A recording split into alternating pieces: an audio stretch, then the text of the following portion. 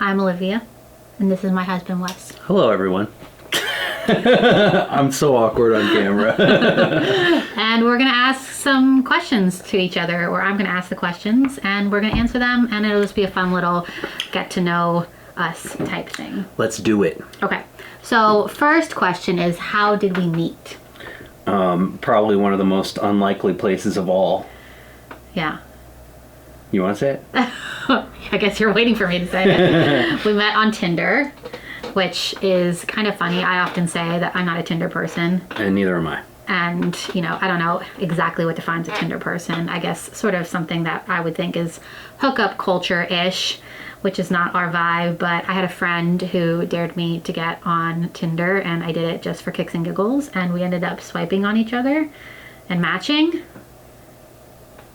And here we are. And now it's history. With baby number 2 inside of it. Yeah. Yeah, so that's how we met. You have anything to add to that? No, not really. That's the simplest version. Okay. What about me did you like when we first met? I loved your eyes. The moment I saw you, I loved your eyes. And also, I thought that you were a really interesting, cultured travel girl. And maybe I didn't completely know you at that point, but you had done... Because you don't think I'm an interesting cultured travel girl now? No, but, you had traveled a lot more than I had. Yeah. And I thought that was really cool, and I admired it a lot about you. And the fact that you went out on your own and did that, obviously you went with a friend to Thailand and everything, but... and then you were going off to Hawaii. Like, immediately when I met Olivia, she was leaving for Hawaii. Like, we met up 2 times, right? Yeah. And then she left for Hawaii for 6 months. And But I left indefinitely. yeah, I wasn't... We didn't know that I was coming back in 6 months. I thought she was going to meet a dude out there, and they were going to be really happy, and that was it. So I kind of moved on at that point. But, we ended up writing letters while she was gone. Yeah. And... when she came home, we started dating. Yeah, it was a really crazy story because I, like I said, was just on Tinder for a joke and met Wes and sort of knew very intuitively that he was very special, but didn't really make sense in my mind because I was leaving to go to Thailand right after that, and then I was coming home briefly and then going to Hawaii indefinitely. And so that was my plan. And while in Hawaii, there was a couple there who had the most beautiful relationship that I had ever seen. They were just so connected in the way they talked to each other. And I thought it was amazing. And I thought, well, if that is available for me, if that's out there for me, I want that. And so I remember praying for that, for a relationship like that. And within a matter of days, Wes messaged me out of the blue. And I knew that was my answer. Well, clearly it wasn't out of the blue.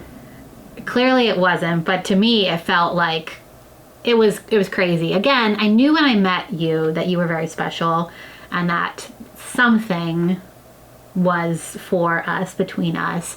But I was 3,000 miles away in Hawaii and also thought that I would meet someone in Hawaii.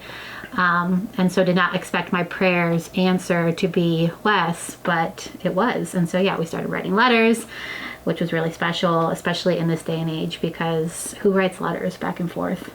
So, and I was in like this really remote little spot in Hawaii. And so I remember it would take the letters forever to get there.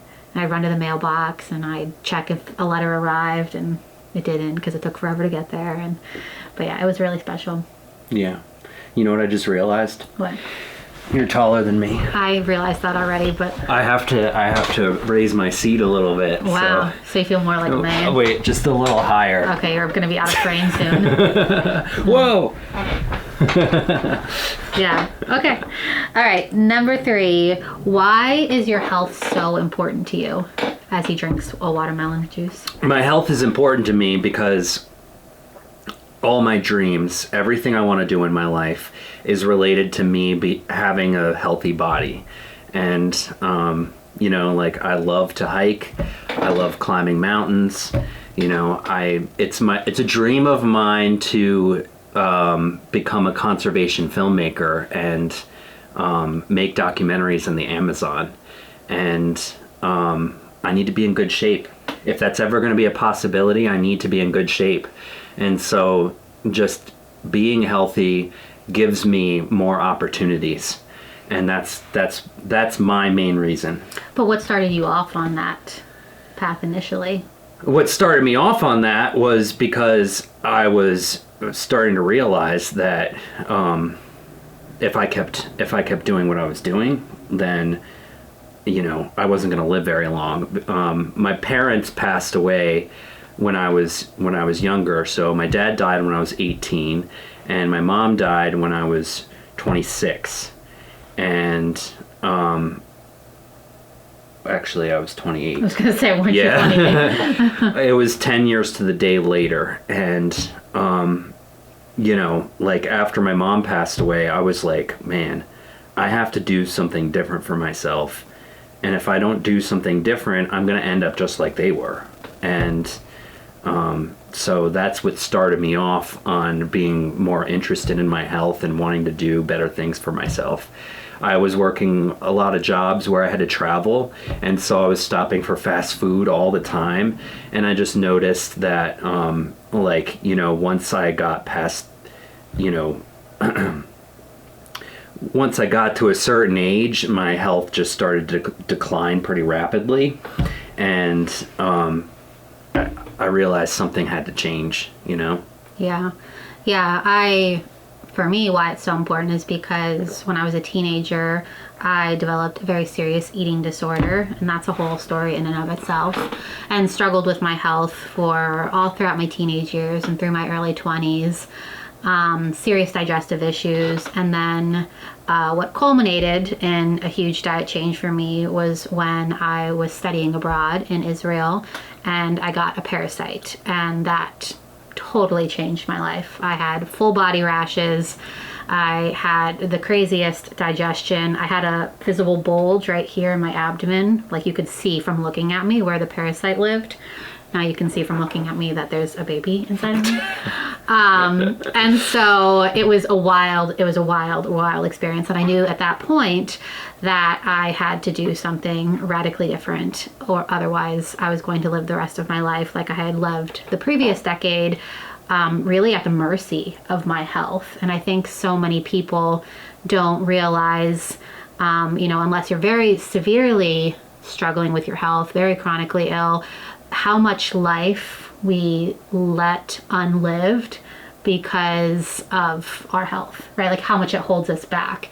And so I wanted to live a full life. And like Wes said, I was traveling, and I wanted to travel, and I wanted to do big things, and I did not want to be held back in any way, shape, or form because of my health. And so I think that, we both have pasts, whether it's your parents or my own experience of seeing the effects, the huge effects, the huge loss of life or quality of life from not taking care of our health, and neither of us want that. So that's why it's so important, right? Health is the foundation of anything, right? Anything else that's worth doing or worth experiencing in life is ultimately built on good health. Yeah. All right, next question. What are our keys to a healthy relationship? I mean, I kind of I feel like we're kind of figuring that out as we go on, Yeah. And there's definitely been some challenges having Cedar because, we're spending a lot of our time with him. And I guess I've been realizing that it's really important for us to be intentional about having our date nights. And thankfully we have your mom, and she can help us with that, but we need to have time that's just for ourselves, because you get into the day-to-day, and it's easy to just like get distracted. And we've been together 7 years now, 8 years.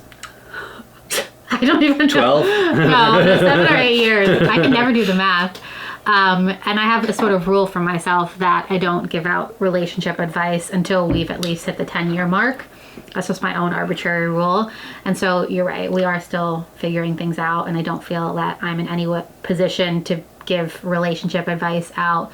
But I think that we would both agree that probably the most important thing is our commitment to our own self-care. You know, I think that that's something that you've been realizing more recently, and that's something that I come back to again and again and again, that the best that I can be as a wife and as a mother and just as a human being is when I absolutely make it a non-negotiable that I take care of myself. And I think a lot of people struggle with that, right? Because you think, I want to put this other person first, and I have to put my job first, and I have these chores to do, and you have all the life things to do, and then your own self-care goes by the wayside. And then the kind of crazy irony is that none of those things really work that well when you're not taking care of yourself. So just making that the most important thing. I have this friend who's also a dad. He always says that self-care to everyone else might look very selfish, but it's not selfish in any way. You just have to show up for yourself first, and that's something I've been realizing with all the added responsibility of having Cedar, and we have the new one on the way, that I have to prioritize taking care of myself, and then I can take care of other people. And, you know, a lot of times I want to go for a run, and if I don't do it in the morning, then it just doesn't happen. And, you know, I almost feel like it's important for me to establish a self-care routine before I do anything else. Yeah. Yeah, it really is just about self-care. I think is our biggest key, is prioritizing ourselves. And yeah, so it's not selfish to take care of yourself. Take care of yourself. Okay, how is our, it's kind of building off of that, how has our relationship changed since becoming parents? Yeah, I mean, the one thing that I notice is we're always talking about Cedar. Yeah. He's become like the center of our relationship. And, you know, we're always like sharing cute photos of him and talking about something funny he did, or like our plans for the future with him. And I think that our relationship has just become more family focused and oriented towards far in the future. Olivia always is in the future. In her mind, she's always like 10 years away. Like planning his wedding, wondering who he's going to get married to, having a college fund that's already sufficient. I don't think that far ahead, usually. But at the same time, you know, like I want to build a good life for him. Yeah, I think in a way, it having Cedar, becoming parents has brought us closer together, and in other ways maybe pulled us a little bit of apart. Because, yeah, we are more bonded now. We share this person who we will have for the rest of our lives. And in another sense, especially when your children are very young, when you have a baby, they require a lot of attention. And so we have less attention perhaps on one another at this phase of our lives and more on the baby. But, yeah, it's all temporary. I think things have just gotten more serious, you know. Wes feels the responsibility of parenthood in a big way. Yeah, life is more serious. Definitely, life is more. I mean, we were very like young and travel-y and carefree, and yeah, just like working odd jobs just so we could travel more. At least that was my routine for years, even before I met you. And having a baby and now another one on the way, we're not adventurous anymore. We spent a month in Mexico earlier this year, but yeah, it does give a different sense of, at least for me, thinking about the future and wanting to make sure that we have like a stable life for our children. Yeah. How many children do we want? 2. Wes wants 2. I think I want 3, but maybe would be okay with 2. Yeah, sometimes she gets crazy. And Sometimes she's I like, want a dozen. I'll have 12. Yeah, I don't really want 12. No, I think 3 would be fun. But yeah, we're open. I don't know. I don't know that we totally know. If the baby that is inside of me right now is a boy, I would very, very much like to try to have a girl, although I don't feel that it would be any true loss to only have boys. I think it would be amazing to just be a boy mom. I think I'm quite good at being a boy mom. But I would want to try one more time for a little girl. So I think that we actually don't have any say in the matter because they come through us, they don't come from us. And I think they just show up when they're meant to show up, and you just take on that responsibility. That's just what it is. I do have a sense too that we will have the amount of children that we are meant to have. And do we get a say in the matter? Yes. And is there also a divine plan that's bigger than us? Also, yes.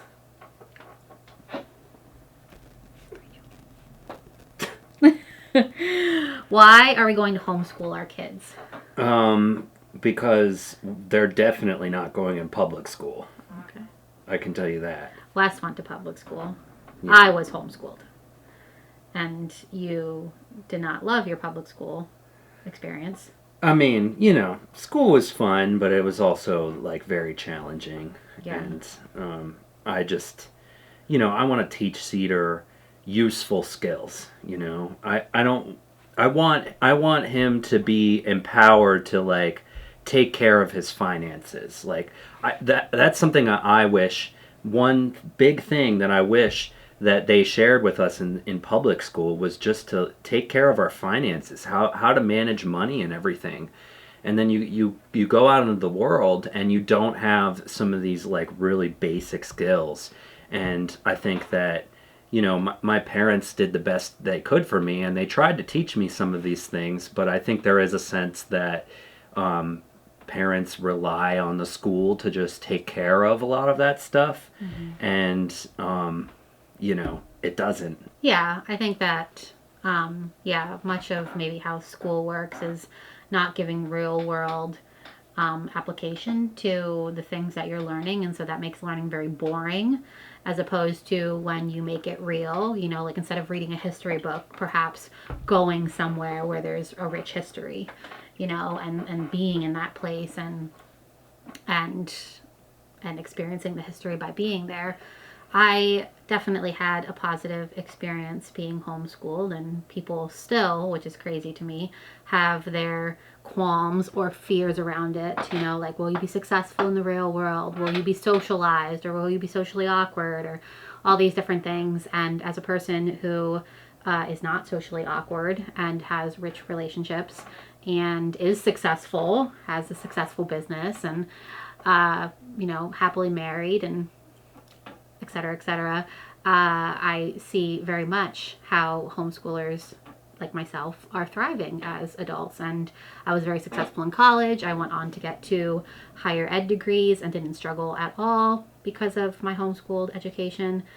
And yeah, I think just along the lines of what Wes says too, I think that we just want to have our time with our children be more intentional and not have so much of their childhood, I guess, wasted in school, learning things or just shuffling from class to class, doing things that we don't feel is the best use of their time, and to cultivate like a true sense of excitement around learning and about living, which is maybe not really what happens in school, right? You're just trying to get through it.